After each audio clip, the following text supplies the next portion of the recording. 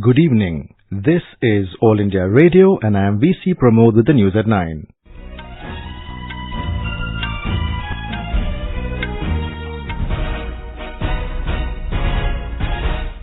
The headlines. In Jammu and Kashmir, offices start functioning from today. Opening of education institutions to begin from Monday. Telecom connectivity being restored gradually. Prime Minister Narendra Modi describes India-Bhutan partnership as an important pillar of New Delhi's Neighbourhood First policy. Supreme Court clears Chardham highway project connecting 4 holy places in Uttarakhand. High-powered committee of chief ministers proposes to boost agriculture export through market intelligence-based policy. Ravi Shastri to continue as head coach of Indian men's cricket team for another 2 years. Wrestler Bajrang Punia nominated for Rajiv Gandhi Khel Ratna award.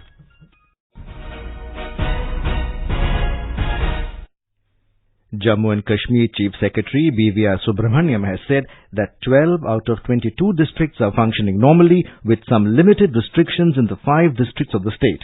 He said the restrictions put in place has ensured that there is no loss of life since August 5th when the special status to Jammu and Kashmir was abrogated and the state was bifurcated into 2 union territories.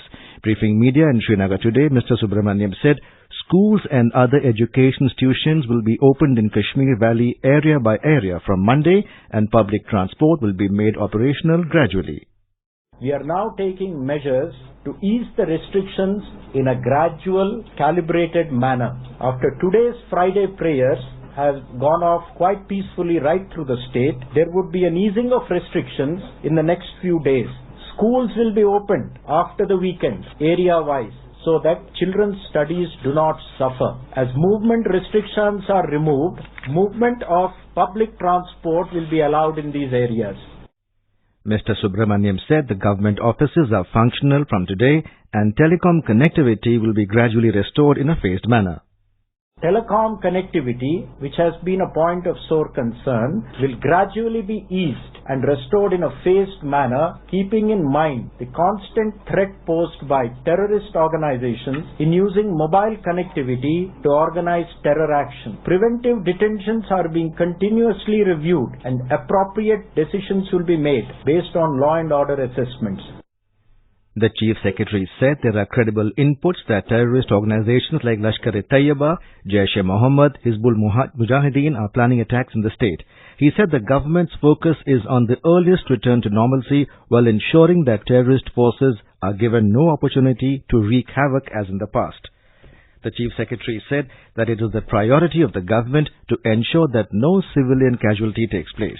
He said that a few preventive detentions of individuals were also made in accordance with provisions of the law. Meanwhile, Supreme Court has extended the date of Prime Minister's Special Scholarship Scheme PMSSS for Jammu and Kashmir students which are selected for scholarship scheme. The court extended the date by a month for taking admission in various engineering colleges due to situations prevailing in the state. While government steps in Jammu and Kashmir have received overwhelming support among the locals, no one is ready to buy Pakistan's rhetorics on this issue. Many observers, while hailing the government's move, found no ground in Islamabad's raising fingers on New Delhi's decisions. They believe that Pakistan's main arguments against the removal of Jammu and Kashmir's special status under Article 370, that it would lead to changes in demography and is violative of the UN Security Council UNSC resolutions, are false and malicious. On these 2 grounds, the experts assert without any ambiguity that Pakistan is guilty. In Pakistan-occupied Jammu and Kashmir, which also consists of Gilgit Pakistan, the state subject rule has been held in abeyance since the 1970s.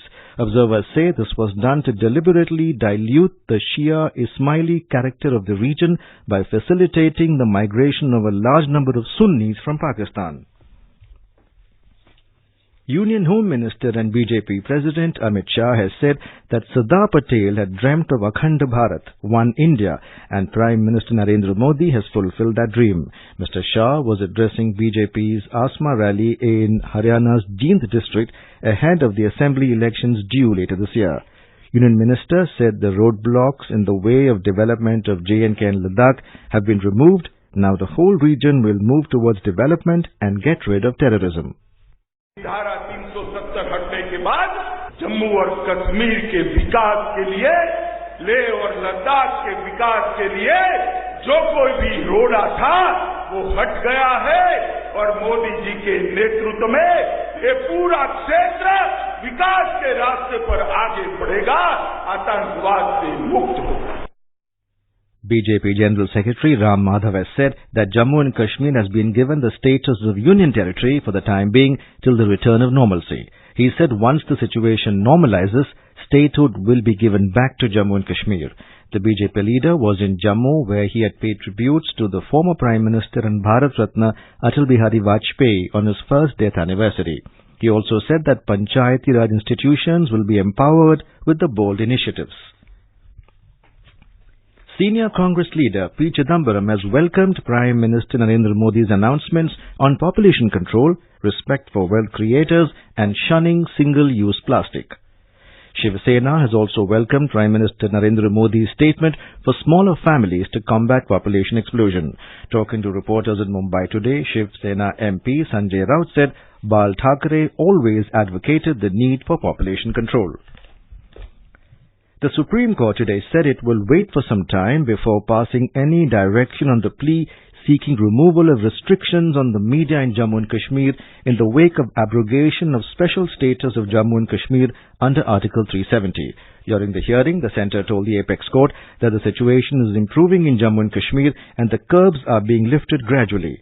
Kashmir Times executive editor Anuradha Bhasin has sought directions to restore all modes of communication, including mobile internet and landline services.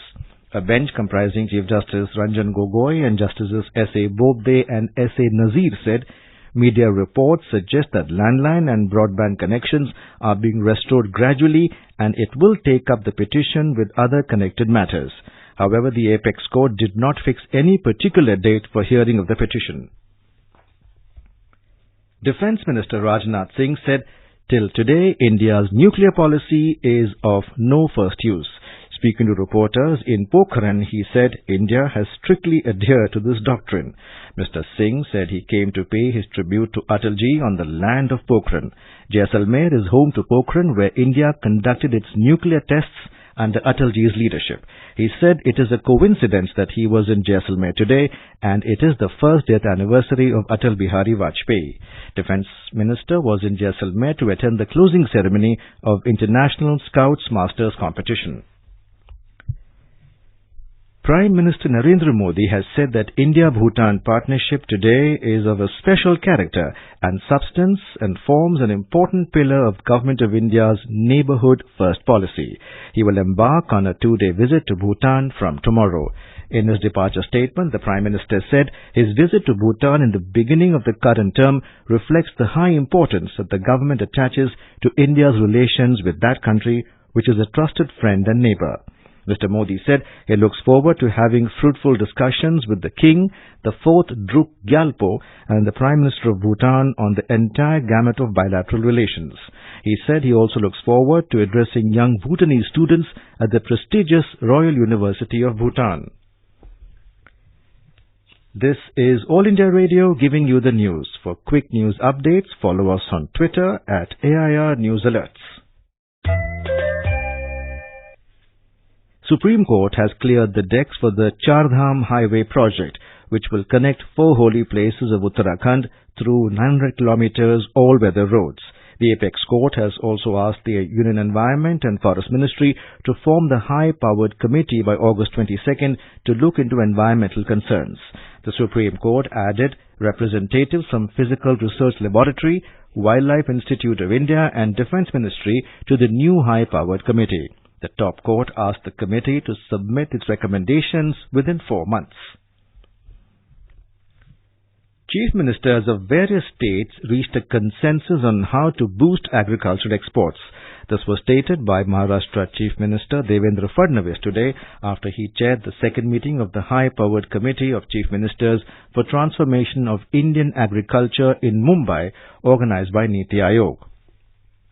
Mr. Fadnavis said there was also unanimity on drafting a market intelligence-based export policy. The meeting was attended by Gujarat Chief Minister Vijay Rupani, Madhya Pradesh Chief Minister Kamal Nath, Union Agriculture Minister Narendra Tomar, among others. Mr. Fadnavis, while appreciating the participation of all states in the meeting, said that some states have come out with solutions on the difficulties faced in the agriculture sector, and those aspects will be particularly looked into future meetings so that they can be implemented across the country. The Chief Minister said that there was broad discussion on universalization of agriculture credit and also aspects related to productivity, marketing and export. Health Minister Dr. Harshvardhan today inaugurated the Atal Bihari Institute of Medical Sciences at RML Hospital in New Delhi. He also laid the foundation stones of super speciality block and a new doctor's hostel. Speaking on the occasion, Dr. Vardhan said the existing capacity of the hospital, which is of 1,500 beds, will be enhanced to 3,000 beds. He appealed to the medical students to follow the ideals of former Prime Minister Atal Bihari Vajpayee and work accordingly to serve the nation. Health institutions को expand करने में जितनी बड़ी पहल की ऐसे prime minister, all India institute of medical sciences, नए medical colleges, नई हेल्थ की पॉलिसी, पॉपुलेशन पॉलिसी जो है बनाई, पोलियो उन्मूलन के लिए मैं काम किया, उसको शब्दों में व्यक्त नहीं कर सकता. Incumbent Ravi Shastri was today reappointed head coach of the Indian men's team by the Kapil Dev-led Cricket Advisory Committee. Shastri has been reappointed for a 2-year period ending with the 2021 T20 World Cup in India. This will be Shastri's 4th stint with the national team, having served briefly as a cricket manager, team director and head coach. Asian and Commonwealth Games gold medalist wrestler Bajrang Punia has been nominated for the country's highest sporting honour, the Rajiv Gandhi Khel Ratna Award. His name was finalized by a 12-member selection committee on the opening day of a 2-day meeting today. Bajrang is only the 4th wrestler to be finalized for the Khel Ratna Award after Sushil Kumar, Yogeshwar Dutt and Sakshi Malik. Benchmark Sensex and Nifty today paired early losses to settle marginally higher amid hope of stimulus for some sectors and positive cues from global share markets. A report. Sensex at the Bombay Stock Exchange climbed 39 points to end at 37,350. Nifty at the National Stock Exchange also added 18 points to settle at 11,048. The rupee at the foreign exchange market also appreciated 13 paise to 71 rupees and 14 paise against US dollar. And gold prices today surged 475 rupees to 38,420 rupees per 10 grams at the Delhi bullion market. Silver also gained 378 rupees to 44,688 rupees per kilogram. Arjun Chaudhary, AIR News. In Rajasthan, heavy to very heavy rainfall has been recorded in various parts of the state, which disrupted normal life of the people. Our correspondent reports that flood-like situation has emerged in Kota, Baran, Jhalawad, Bhilwada and Pali districts. Army has been deployed for relief work at some places in Kota and Baran districts. In West Bengal, normal life has been affected in Kolkata and adjoining areas due to very heavy rains today. Flight operations at Kolkata airport were also affected. Our Kolkata correspondent reports that one person died and several others were injured in lightning in the city. In Leh Ladakh, Adi Mahotsav, the national tribal festival, will start from tomorrow at the Polo Ground. The 9-day event will be inaugurated by Jammu and Kashmir Governor Satyapal Malik. The theme of the festival is a celebration of the spirit of tribal craft, culture and commerce. Around 160 tribal artisans from more than 20 states across the country will participate and showcase their masterpieces in this event. And now, before we end the bulletin, the headlines once again. In Jammu and Kashmir, offices start functioning from today. Opening of education institutions to begin from Monday. Telecom connectivity being restored gradually. Prime Minister Narendra Modi describes India-Bhutan partnership as important pillar of New Delhi's Neighbourhood First policy. Supreme Court clears Chardham highway project connecting 4 holy places in Uttarakhand. High-powered committee of chief ministers proposes to boost agriculture export through market intelligence-based policy. Ravi Shastri to continue as head coach of Indian men's cricket team for another 2 years. Wrestler Bajrang Punia nominated for Rajiv Gandhi Khel Ratna Award. And that's all in the news at 9. Good night.